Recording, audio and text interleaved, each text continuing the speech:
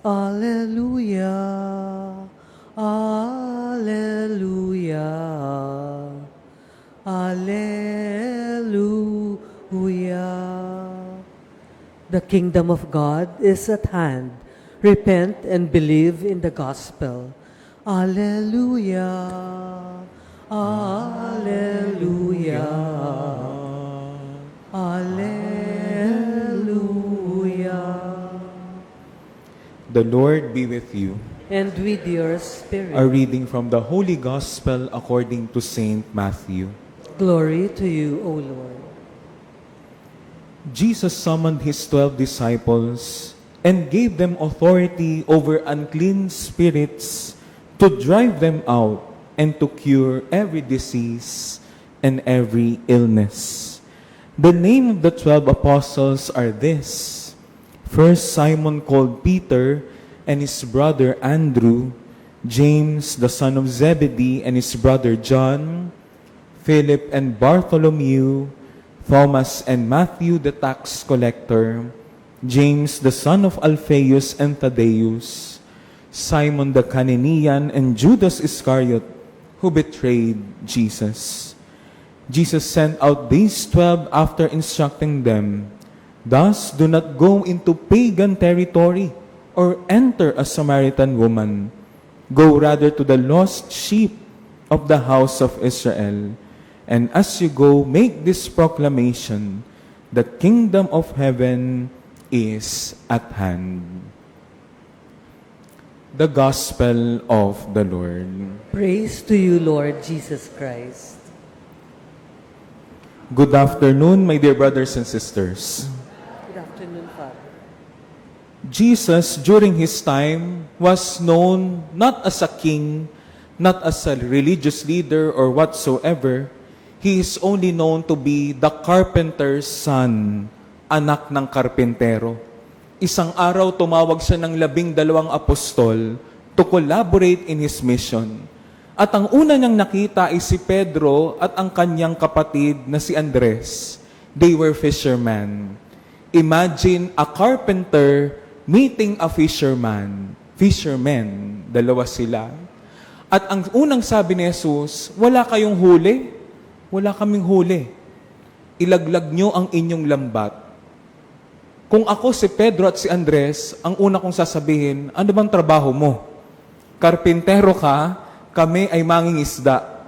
Alam namin ang what ifs and buts ng dagat, ikaw karpintero hindi mo alam.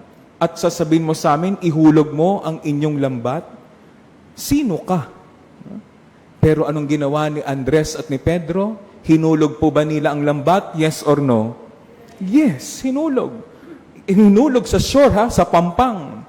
At pag-ahon nila, napakaraming isda. Inuutusan mo kami, sino ka ba? Another, Matthew, a tax collector. Tax collector, mayroon kang level sa lipunan. May pinag-aralan ang tax collector during Jesus' time. Again, isang karpintero, lumapit kay Mateo, isang tax collector. Tayo ka dyan. Come, follow me. Kung ako sa San Mateo noon, sino ka? Karpintero ka lang. Pero anong ginawa po ni si Mateo? Tumayo po ba siya? Yes or no? Yes. And they left all behind their secure life. And it happened. They followed Jesus. These past 2 days, my dear brothers and sisters, we've been hearing the many miracles of the Lord. He is going around healing people. Well, today, ang gospel natin seems not like a healing miracle. But last night, while I was reflecting, today's miracle is this. Before the apostles went out for the mission, they were the first one to receive the greatest miracle that happened in their life. A change of heart because they encountered Jesus. The first reading today reminds us of the opposite. Israel was described as a luxuriant vine. Sabi doon, the more prosperous they become, the more altars, the most sacred pillars they built. Outwardly, they appeared secured. But God says, their heart is false. They don't have a change of heart because they failed to encounter the Lord. And this is the reminder for all of us, my dear brothers and sisters, that certainties without God are false sense of security. Uulitin ko, certainties without God are only a false sense of security. Because the only miracle that we need is an encounter with Jesus. An encounter with Jesus means a change of heart. You know, in my 8 months po ako ngayong pare, July 8, binibilang ko, no?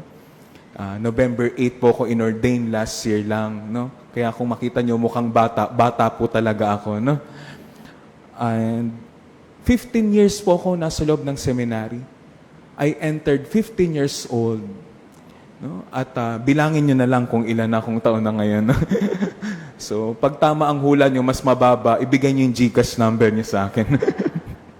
But you know, in my life in the seminary, 15 years, I realized this. In responding to the call of God, grace is often seen in surrender, in obedience, and in humility. Many realizations will transpire when we were pushed to the wall, when we swallow our pride, and when we are vulnerable. That's why, my dear brothers and sisters, do not be afraid to be vulnerable. Because being vulnerable means you are malleable. You are formable. Kaya huwag kayo matakot na kayo mahina. Kasi palalakasin kayo ng ating Panginoon. Because a Christified heart is a greatest instrument for the mission. And that's what the Lord is trying to tell us today. Have that change of heart. Take away your false heart. Because I want you for the mission. And be vulnerable. Be formable. Because a Christified heart is a great instrument for us to do the mission of Jesus. Amen.